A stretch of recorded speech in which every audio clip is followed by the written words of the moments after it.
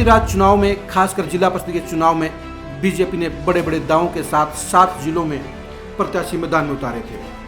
BJP का दावा था कि वे इन पंचायती राज चुनाव के जरिए यह साबित करेंगे कि गांव में भी बीजेपी की बड़ी पैठ बन चुकी है।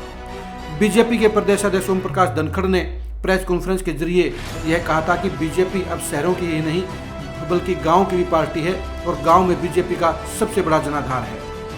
आपको बता दें, बीजेपी ने 7 जिलों पंचकुला में, अंबाला में, यमुनानगर में, कुरुक्षेत्र में, सिरसा में, गुरुग्राम में और नूह में 102 जिला परिषद की सीटों पर सिंबल के साथ चुनाव लड़ा था, लेकिन उनमें से सिर्फ 22 लोग ही चुनाव जीत पाए, यानी बीजेपी के 80% प्रत्याशी चुनाव हार गए।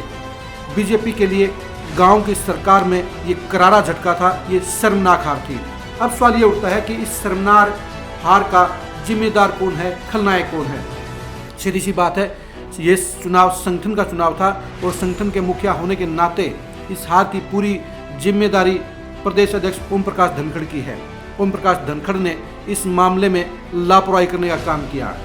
धनखड़ साहब ने 7 जिलों में प्रत्याशी उतारने की घोषणा तो कर दी, लेकिन चुनावी मैनेजमेंट करने में धनखड़ साहब पूरी तरह से फेल रहे।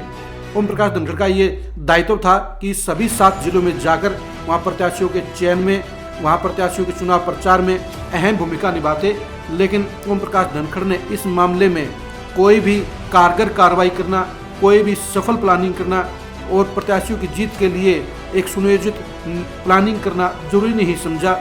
इसलिए बीजेपी के प्रत्याशियों को मुंह की खानी पड़ी और बीजेपी ये करारी हार का शिकार हो गई। ओम प्रकाश धनखड़ के हाथ में हरियाणा में बीजेपी की कमान है।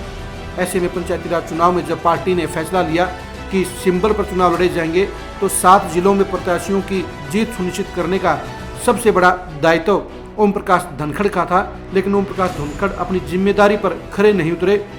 उन्होंने औपचारिकता के लिए प्रत्याशियों की घोषणा तो करवा दी, लेकिन प्रत्याशियों की जीत के लिए वे कोई भी कारगर रणनीति बनाने में पूरी तरह से फेल रहे।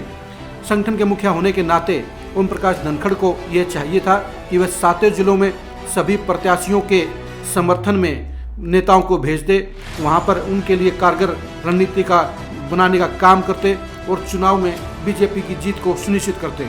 लेकिन ऐसा करने की बजाय ओम प्रकाश धनखड़ चुनावी दंगल से पूरी तरह से गायब रहे। उन्होंने बीजेपी के प्रत्याशियों को परमात्मा के हवाले कर दिया, यानी खुद के बलबूते पर ही बीजेपी के प्रत्याशियों को चुनाव लड़ना पड़ा। अगर प्रत्याशियों को खुद के बलबूते पर चुनाव लड़ना था तो ओम प्रकाश धनखड़ को पार्टी के सिंबल पर चुनाव लड़ने की घोषणा नहीं करनी चाहिए थी। ओम प्रकाश धनखड़ के इस खराब प्लानिंग के चलते, इस गलत फैसले के चलते बीजेपी की पंचायती राज चुनाव में करारी और शर्मनाक फजीहत हुई है। इस फजीहत के लिए पूरी तौर पर एकमात्र सिर्फ ओम प्रकाश धनखड़ ही जिम्मेदार हैं, क्योंकि पार्टी के मुखिया होने के नाते अगर जीत का सेहरा उनके सिर पर बनता है तो हार का ठिकरा भी उनके सिर पर ही फूटना तय है। पंचायती राज चुनाव में बीजेपी से ऐसे खराब प्रदर्शन की उम्मीद किसी को भी नहीं थी। बीजेपी आदमपुर उपचुनाव के बाद अपने लिए जिस अच्छे माहौल की उम्मीद कर रही थी, जिस सरकार के अच्छे प्लेटफार्म की उम्मीद कर रही थी और 2024 के लिए एक अच्छे संकेत का, एक अच्छे मैसेज का जो दावा कर रही थी, उसे पंचायती राज चुनाव ने एकदम ध्वस्त कर दिया है और ये बता दिया है कि फिलहाल जनता में बीजेपी के लिए नेगेटिव माहौल है, सरकार के लिए नेगेटिव माहौल है। ऐसे में ओम प्रकाश धनखड़ का जिला परिषद के चुनाव में सिंबल के साथ पार्टी के चुनाव को उतारना, पार्टी के प्रत्याशियों को चुनाव लड़ना एक गलत फैसला साबित हुआ है और इससे बीजेपी को भारी नुकसान हुआ है। इस सारी फजीहत के लिए, इस शर्मनाक हार के लिए सिर्फ और सिर्फ ओम प्रकाश धनखड़ ही जिम्मेदार हैं। ऐसी ही खरी खबरों के लिए आप खरी न्यूज़ के साथ बने रहिए। नमस्कार।